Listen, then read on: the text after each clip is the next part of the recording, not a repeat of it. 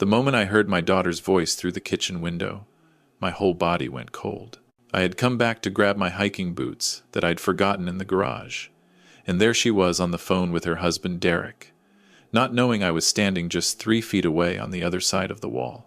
"It's perfect," Karen said, her voice dripping with a casualness that made my stomach turn.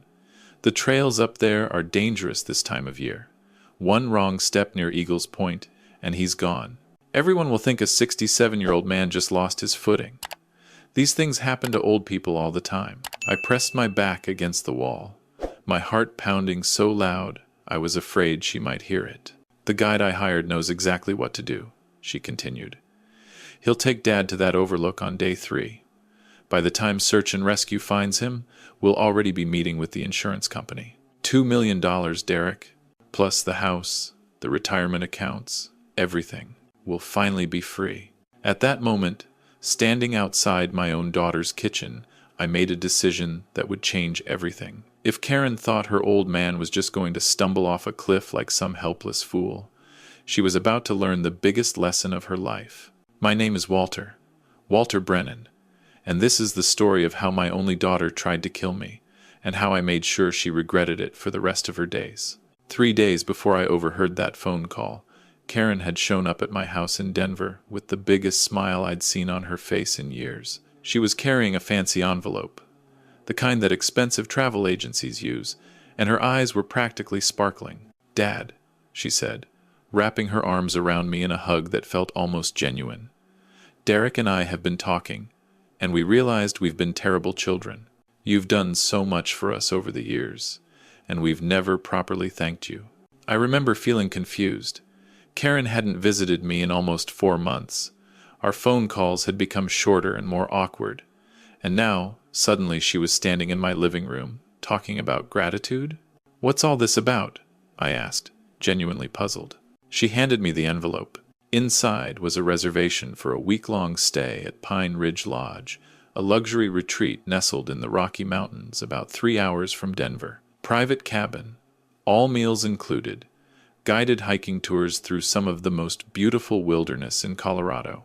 "You've always talked about wanting to spend time in the mountains," Karen said. "Remember how you and Mom used to dream about retiring to a cabin somewhere peaceful? Well, we can't give you that cabin, but we can give you a week to experience it." My eyes filled with tears, not because I was touched by her generosity, but because for a moment I actually believed my daughter had changed. I believed that the little girl I'd raised, the one I'd sacrificed everything for, had finally remembered what family meant. How wrong I was. You see, to understand why Karen's betrayal cut so deep, you need to know what I gave up for her. When my wife Patricia was diagnosed with breast cancer 32 years ago, Karen was only 5 years old. I was working as a mechanical engineer at a firm in Chicago, making good money, climbing the corporate ladder. But when Patricia got sick, I made a choice. I quit my high-paying job and took a position at a smaller company in Denver that offered flexible hours. I wanted to be home for Karen, to make sure she never felt abandoned while her mother was fighting for her life. For 3 years, I worked during the day and took care of Patricia at night. I cooked, I cleaned, I helped Karen with her homework, I drove Patricia to chemotherapy appointments. When Patricia passed away, Karen was 8. I could have remarried. I had opportunities. But I chose to focus entirely on my daughter. I wanted her to know she was the most important thing in my world. I paid for private school because the public schools in our district weren't good enough. I paid for dance lessons, piano lessons, soccer camps, summer programs. When Karen got into Northwestern University, I took out a second mortgage on my house to pay for it. When she graduated and couldn't find a job, I supported her financially for 2 years until she got on her feet. And when she married Derek, a man I never quite trusted but kept my mouth shut about because Karen seemed happy, I gave them $50,000 for their wedding and another $30,000 for the down payment on their first house. I never asked for anything in return. I never kept score. I just loved my daughter with everything I had. But somewhere along the way, something changed in Karen.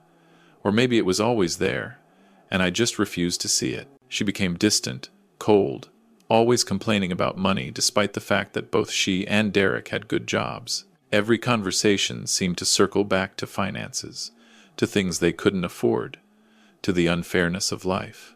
The last time I visited their house, about 6 months before the mountain trip, I overheard Derek saying something to Karen that should have been a warning sign. "Your father is sitting on a gold mine," he said. "That house alone is worth at least $800,000, plus his retirement accounts, his investments. When he's gone, we'll never have to worry about money again." Karen's response? "I know. We just have to be patient." At the time, I convinced myself they were just venting frustration. Every family talks about inheritance at some point, right? It didn't mean they were actually wishing me dead, but standing outside that kitchen window 3 days later, hearing my daughter calmly discuss how to murder me on a mountain trail, I finally understood the truth. The woman I had raised, the little girl I had loved with every fiber of my being, saw me as nothing more than an obstacle between her and my money. I grabbed my hiking boots from the garage as quietly as I could and drove away from Karen's house, with my mind racing. The logical thing to do would have been to call the police immediately, but what evidence did I have? I'd overheard a phone conversation through a window. It would be my word against hers. And Karen was smart. She would deny everything, play the concerned daughter, maybe even suggest that her elderly father was becoming paranoid and confused. No, if I wanted to stop Karen and make sure she paid for what she was planning, I needed to be smarter than her. I needed evidence that couldn't be denied or explained away. And I had exactly 1 week to get it. The drive to Pine Ridge Lodge took almost 4 hours because I stopped twice to think and plan. The lodge was located in a remote area of the San Juan Mountains, surrounded by dense forest and accessible only by a winding mountain road. It was beautiful, isolated, and perfect for making someone disappear. When I arrived, the sun was setting behind the peaks, painting the sky in shades of orange and purple. Under different circumstances, I would have been overwhelmed by the beauty. Instead, I was cataloging escape routes, noting the location of the main office, counting the other cabins scattered across the property. My cabin was lovely, a rustic but comfortable structure with a stone fireplace, a comfortable bed, and a deck overlooking a pristine mountain lake. Karen had spared no expense, probably figuring it was a small price to pay for a $2 million insurance payout. That first night, I made 2 important phone calls. The first was to a lawyer named Mitchell Hayes, an old friend from my engineering days who had transitioned into estate law. I told him I needed to make some urgent changes to my will and that I'd explain everything when I got back to Denver. He agreed to have documents ready for my signature. The second call was more difficult. I contacted a private investigator named Rosa Delgado, whose name I'd gotten from a colleague years ago. I explained my situation as calmly as I could, including every detail of the conversation I'd overheard. "Mr. Brennan," Rosa said, after a long pause, "what you're describing is conspiracy to commit murder. Are you absolutely certain about what you heard?" "I've never been more certain of anything in my life." "Okay. Here's what I need you to do. First, don't confront your daughter. Don't let her know you suspect anything. Second, try to get her to communicate with you in writing, text messages, emails, anything that creates a record. Third, I'm going to start digging into her finances and this guide she mentioned. If there's a money trail, I'll find it. How much time do you need?" "Give me 48 hours. And Mr. Brennan, please be careful. If your daughter is really planning what you think she's planning, you're in serious danger." After hanging up with Rosa, I sat on the deck of my cabin, listening to the sounds of the wilderness and thinking about how my life had come to this point. 67 years old, sitting alone in the mountains, waiting for my own daughter to try to kill me. But I wasn't going to be a victim. I had survived poverty as a child, worked my way through college, built a successful career, raised a daughter alone after my wife died. I wasn't some helpless old man who would meekly accept his fate. If Karen wanted to play this game, I was going to show her that her father still had a few moves left. The next morning, I went to breakfast at the main lodge. The dining room was a beautiful space with floor-to-ceiling windows overlooking the mountains, filled with about 24 guests enjoying their morning meals. Most were couples or families, here for vacation and adventure. I was here for survival. I noticed him immediately. A man about my age, maybe a few years younger, sitting alone at a corner table. He had silver hair, weathered skin that spoke of years spent outdoors, and sharp blue eyes that seemed to take in everything around him. He was reading a newspaper, but I caught him glancing at me several times. Something about him made me curious. In my experience, men who sit alone and observe their surroundings that carefully are either hiding from something or looking for something. Either way, he interested me. I picked up my coffee and walked over to his table. "Mind if I join you?" I asked.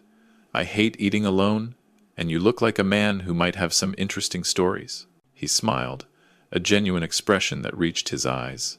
"Please, sit down. I'm Frank Morrison. Walter Brennan. Pleasure to meet you, Frank." As we talked over breakfast, I learned that Frank was a retired homicide detective from Phoenix, who had moved to Colorado after his wife passed away 3 years ago. He came to Pine Ridge Lodge twice a year to hike, think, and escape the noise of the city. 35 years on the force, he said, stirring his coffee. I've seen every kind of evil humans are capable of. Coming up here reminds me that there's still beauty in the world. Something in his voice told me this was a man I could trust. Maybe it was instinct. Maybe it was desperation. But I found myself wanting to tell him everything. "Frank," I said, lowering my voice, "can I ask you something hypothetically?" "Hypothetically?" He raised an eyebrow. "In my experience, when someone says hypothetically, they mean very specifically. But go ahead. If someone discovered that a family member was planning to harm them, what would you advise that person to do?" Frank set down his coffee cup and looked at me with those sharp detective eyes. "I'd advise that person to gather evidence, document everything, and be very careful about who they trust. I'd also tell them that family crimes are the hardest to prove because juries don't want to believe that people hurt their own relatives." He paused, studying my face. "Walter, is there something you need to tell me?" I hesitated. Rosa had warned me not to trust anyone, but Frank was a retired homicide detective. If anyone could help me navigate this situation, it was him. I took a deep breath and told him everything. The overheard phone call, the life insurance, the plan to make my death look like a hiking accident, the guide Karen had hired. Frank listened without interrupting, his expression growing darker with each detail. When I finished, he was silent for a long moment. Then he said, "Walter, I've investigated dozens of murder cases in my career. What you're describing fits a pattern I've seen before. Desperate people with financial problems, a vulnerable family member with significant assets, an opportunity that looks like an accident. So you believe me?" "I believe you heard what you heard, and I believe you're in danger." He leaned forward. "But I also believe we can catch them. If your daughter really hired someone to push you off a cliff, that person is here at this lodge right now, waiting for the right moment. We need to identify him before he identifies you." "We?" Frank smiled grimly. "I didn't spend 35 years catching killers to sit back and watch an innocent man get murdered. Besides, I haven't had a good puzzle to solve in years. Consider me your unofficial partner." For the first time since overhearing Karen's phone call, I felt a spark of hope. Over the next 2 days, Frank and I developed a strategy. We would act like normal guests, participating in lodge activities and mingling with other visitors. But we would also be watching, looking for anyone who showed unusual interest in me or asked too many questions about my plans. Frank suggested I call Karen and casually mention some fictional hiking plans, specific trails and times that would give the hired guide a window of opportunity. If someone showed up at those locations, we'd have our suspect. That evening, I called Karen from my cabin while Frank listened on speakerphone. "Hi, sweetheart," I said, forcing warmth into my voice. "Just wanted to let you know I arrived safely." "Dad, how's the lodge? Is it beautiful?" "It's wonderful, Karen. Thank you so much for this gift. I've already signed up for a hiking tour tomorrow morning. There's a trail called Devil's Backbone that goes along this incredible ridge with views of the whole valley." "That sounds amazing, Dad. Just be careful, okay? Those mountain trails can be tricky." "Don't worry about me." The guide said the overlook at Eagles Point is the highlight of the whole trail. Apparently, you can see for 50 miles, on a clear day. There was a brief pause. Eagles Point? That does sound spectacular. What time is the tour? 9 in the morning. Should be back by early afternoon. Well, take lots of pictures for me. And Dad, I love you. The words felt like acid. I love you too, sweetheart. After I hung up, Frank shook his head slowly. She asked for the specific time. She's passing that information to whoever she hired. So what do we do tomorrow? Tomorrow, we set a trap. The next morning, I showed up at the hiking meeting point at 8:45, just like I'd told Karen. There were about 8 other guests gathered there, along with 2 lodge guides in their official uniforms. But standing slightly apart from the group was a man I hadn't seen before. He was in his 40s, tall and muscular, with dark hair and a smile that didn't reach his eyes. He wore hiking gear that looked brand new, as if he'd bought it specifically for this trip, and he was watching me. Frank had positioned himself near the main lodge, pretending to read on a bench while observing the situation through binoculars. We had agreed on a signal system, and when I tugged on my left ear, he would know I'd identified the suspect. I tugged my ear. The hike began normally. Our official guide, a cheerful young woman named Becky, led us along the trail while pointing out interesting geological features and wildlife. The suspicious man had introduced himself as Tom and claimed to be an insurance salesman from Denver, here to enjoy nature and clear his head. Insurance salesman. The irony wasn't lost on me. Tom made a point of walking near me, striking up conversations about my life in Denver, my family, my health. He asked if I had any medical conditions that might make hiking difficult. He mentioned casually that the overlook at Eagles Point had no guardrails because they wanted to preserve the natural beauty. You have to be really careful up there, he said with false concern. The rocks can be slippery, especially in the morning when there's dew. Old folks like us have to watch our step. I played along, acting like a naive senior citizen, grateful for the warning. Oh my, that does sound dangerous. Maybe I should skip the overlook. No. You should definitely see it. The view is incredible. I'll make sure to stay close, help you navigate the tricky parts. I bet you will, I thought. What Tom didn't know was that Frank had called ahead to the local sheriff's office the night before. Sheriff Patricia Reyes, a friend of Frank's from his law enforcement days, had agreed to have deputies positioned along the trail, disguised as hikers. If anything happened at Eagles Point, help would be seconds away. As we approached the overlook, my heart was pounding. The trail narrowed, hugging the edge of a steep cliff that dropped hundreds of feet to the valley below. The view was indeed spectacular, a panorama of snow-capped peaks and endless forest. But all I could focus on was Tom, who had somehow maneuvered himself directly behind me. Incredible, isn't it? He said, stepping closer. You should go right up to the edge, get the full effect. I turned to face him. You know, Tom, I've been thinking about something. You said you're an insurance salesman from Denver. What company do you work for? His smile flickered. Oh, it's a small firm. You wouldn't have heard of it. Try me. I've been shopping around for a new policy lately. Listen, Walter, why don't we focus on enjoying the view? He put his hand on my shoulder, gently but firmly guiding me toward the edge. I could feel the pressure increasing. Tom, I said calmly, I want you to know something. I know who you are. I know my daughter Karen hired you, and I know what you're supposed to do right now. His face went pale. What are you talking about? I'm talking about the $2 million life insurance policy my daughter took out on me. I'm talking about the phone conversation I overheard before I came here. And I'm talking about the sheriff's deputies who are watching us right now from about 50 feet away. Tom spun around and saw 3 people in hiking gear who had suddenly materialized on the trail behind us. They weren't tourists. Tom, or whatever your real name is, I continued. You have 2 choices. You can try to push me off this cliff, in which case you'll be arrested for attempted murder and spend the next 20 years in prison. Or you can cooperate with the authorities, tell them everything about your arrangement with my daughter, and maybe get a reduced sentence. For a moment, I thought he might still try it. His eyes darted between me and the deputies, calculating his odds. But then his shoulders slumped, and I knew I had won. Your daughter is crazy, he muttered. She only offered me 20,000. This isn't worth dying for. The deputies moved in and placed him in handcuffs while reading him his rights. As they led him away, he started talking immediately, giving up every detail about his arrangement with Karen. He had emails, text messages, and a wire transfer record that would prove everything. Frank appeared on the trail, grinning. Not bad for a couple of old guys, huh? I should have felt triumphant. Instead, I just felt tired and sad. That afternoon, I made the hardest phone call of my life.